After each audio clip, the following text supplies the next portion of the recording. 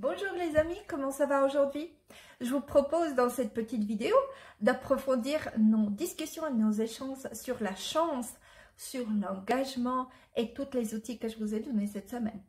Alors, quel est l'éclairage que la psychologie peut nous offrir sur la notion de la chance et en quoi elle peut nous être utile dans notre vie de tous les jours? Parce que vous connaissez, hein, la connaissance théorique, c'est super pour se montrer, mais il y a celle qu'on peut appliquer et qui peut nous aider. Alors, les psychologues qui s'intéressent à la chance examinent souvent qu'un seul comportement et rarement la relation que nous avons envers la chance en tant que telle. Alors, je vous ai déniché une perle, un psychologue britannique, Monsieur Wiseman, qui s'est intéressé particulièrement à ce sujet. Alors, il a trouvé que c'était compliqué de parler de la chance et de l'examiner de manière scientifique parce que on n'aime pas donc traiter des sujets qui s'approchent à des thèmes tels que par exemple la magie et la superstition. C'est vrai, les scientifiques ne sont pas trop chauds de traiter ces sujets-là. Par contre, ce n'est pas le cas de M. Wiseman, et c'est pas étonnant parce que, vous savez quoi, il a commencé sa carrière en tant que magicien. Elle est pas belle la vie. Alors, pour étudier la notion difficile d'avoir de la chance, il a fait passer une annonce dans le journal cherchant des personnes qui s'estimaient des vrais vénards et des personnes poursuivies par la malchance. Il a ensuite analysé le comportement et les attitudes des personnes qui se disaient chanceuses ou malchanceuses, tout simplement. Ensuite, M.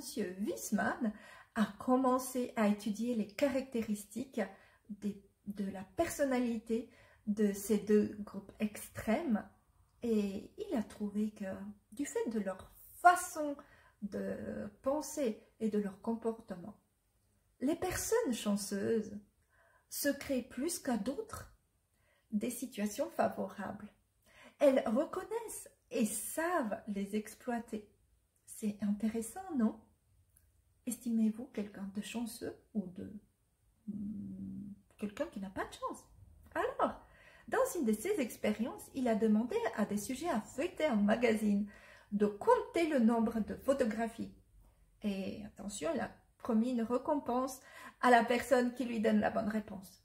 Il s'est bien gardé d'expliquer que sur une des pages du journal, il avait noté en grand « Arrêtez de chercher, arrêtez de compter, il y a 43 photos dans ce journal. »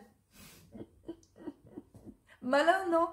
Qu'est-ce qu'il a trouvé alors? Il a constaté que ceux qui se déclaraient chanceux malchanceux, ils n'ont pas vu cette information précieuse. Ils étaient tellement concentrés à compter les photographies qu'ils ont perdu la chance de gagner de manière simple et sans beaucoup d'efforts. Alors, en résumé, les personnes chanceuses observent les choses de façon plus détachée. Elles ont une vie d'ensemble des situations ce que leur donne davantage d'occasions de repérer les conditions favorables. Elles établissent également de relations sociales plus harmonieuses. Elles augmentent ainsi la possibilité d'avoir des connaissances auxquelles faire appel en cas de besoin. C'est pratique et ça augmente aussi la qualité de vie. Les personnes chanceuses suivent leur intuition.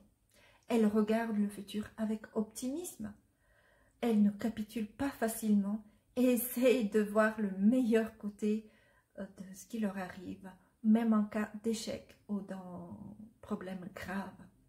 Par exemple, ces personnes considèrent avoir eu de la chance de survivre à un accident, même si elles sont gravement blessées.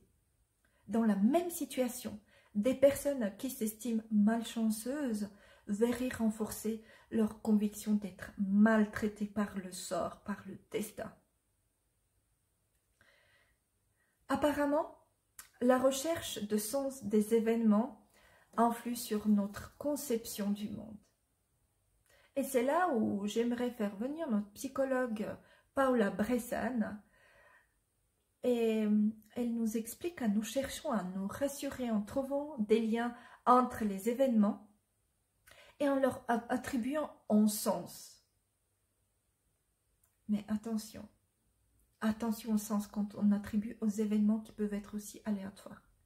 La superstition, les pensées magiques nous protègent des peurs qui éveillent en nous des incertitudes.